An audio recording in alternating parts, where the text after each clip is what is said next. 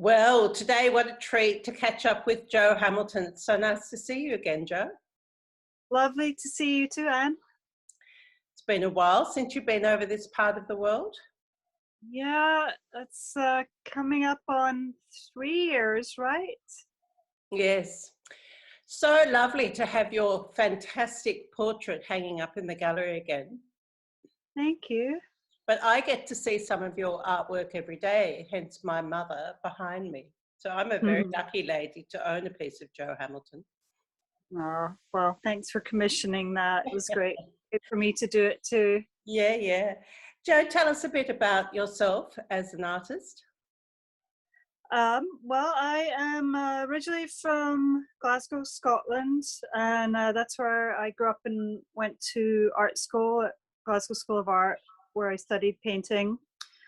And then within a couple of years of leaving college in the early 90s, I moved to the States, out here to Portland, Oregon, and kept making art, but was kind of experimenting a bit. And kind of over the course of the next few years, after going through a number of different mediums, I finally figured out how to combine my childhood love of yarn and knitting and crochet, which I kind of got from my mom and my Gran, with the painting and the kind of fine art that I was also really interested in, and then this technique that I've now been using for like 15 years kind of evolved out of that. Initially it was experimental, but then it's just become my way of working. It's extraordinary, the detail that you get with changing the yarn size and color. It's extraordinary. Thank you. Yeah, it's definitely changed, evolved over time. I mean, the first pieces that I made sort of back in the mid 2000s, I also I had a very small yarn stash. So once I figured out what I was doing, I realized I needed more colors. And then I've also, when I started doing the nudes, I started crocheting more than one color together at once and basically coming up with new ways of creating color and shading that were more subtle than maybe the original pieces, which were a little blockier. So it changes all the time, and I'm always trying to sort of push the color blends and mixtures and make things pop and try getting different effects. So yeah, keeps me busy, keeps me interested. Now talk to us about who you chose for Ain't the Archies and why. I chose an African-American artist called Xenobia Bailey, who I chose because she is a crochet artist, fellow crochet artist, and she's known for doing these large wall works. She also does sculptural stuff, but really her sort of signature work are these giant circular crocheted mandala pieces that she then overlays and creates these kind of jazzy. She's inspired a lot by music and funk and jazz and rhythm. And so these wall pieces are very colorful, and they're also sort of celebrating African influences on art and on American culture as well. She feels like African Americans were prevented from holding on to their culture, and so things got subverted and have come out in different ways. And so she's kind of trying to reclaim African American aesthetic that was perhaps quashed, when people were brought here illegally as slaves. So she's an interesting person. Her work is political, but it's also beautiful and abstract.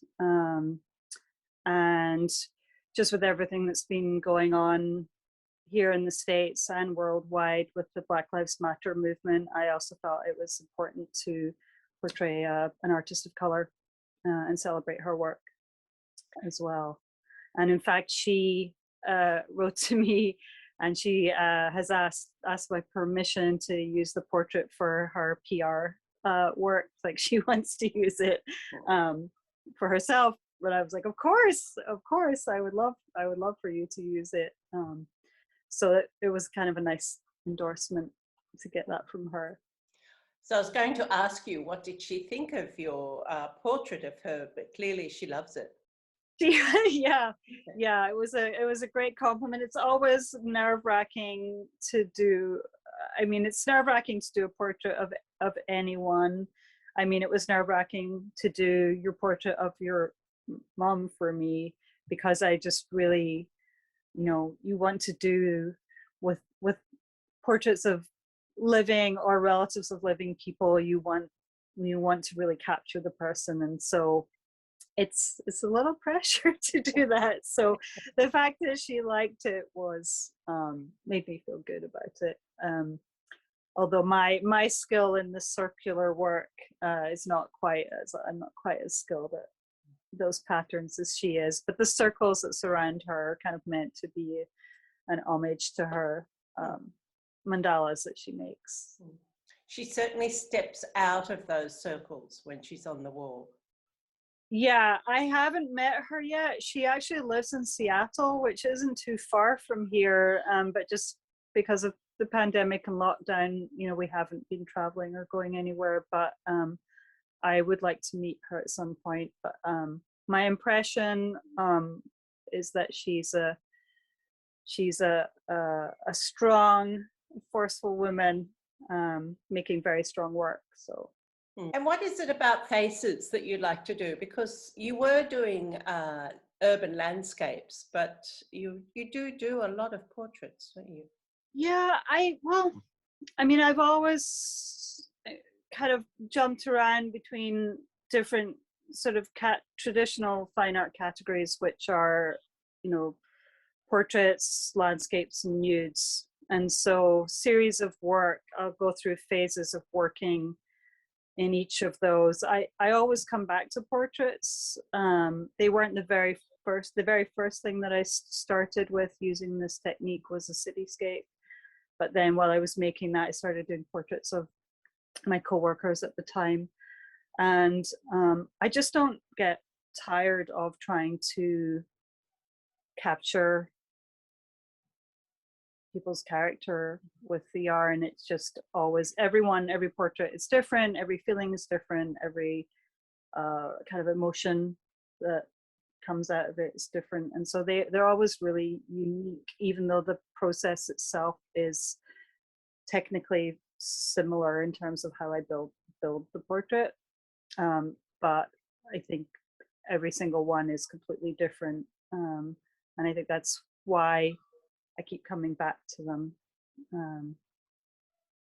over and over again. I think I'll always do portraits even while I'm doing other pieces like landscapes and nudes, which is kind of what I'm working on right now.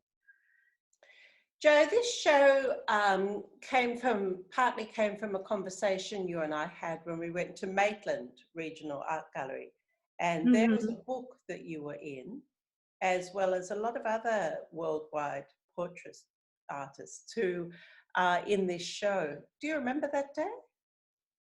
Yes, I do very clearly. Yeah, and we found the book in the bookshop.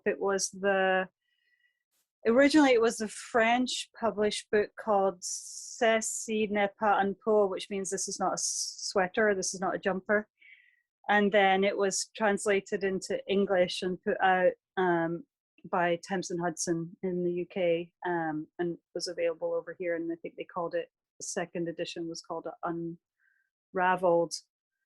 But I believe we were talking just about, fine art versus craft in different mediums and the sort of hierarchy of media. And you were talking about the Archibald Prize, which is the first I'd heard of it, I think. I think I had maybe mentioned something similar either in this country or the UK that I wasn't allowed to apply for because I wasn't painting. And I think that's kind of where we went with that conversation, was why are textiles excluded from these types of competitions when many textile artists make amazing representational work that isn't painted or drawn. So we're celebrating 100 years of the Archibald Prize here wow. in Australia. So it's quite a lining up of things. Mm-hmm.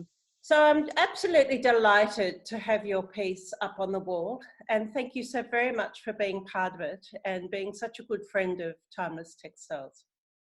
Oh, thank you. It's a pleasure. And I hope that if everything gets under control, I can come back over at some point and have another show and spend some time on that side of the globe.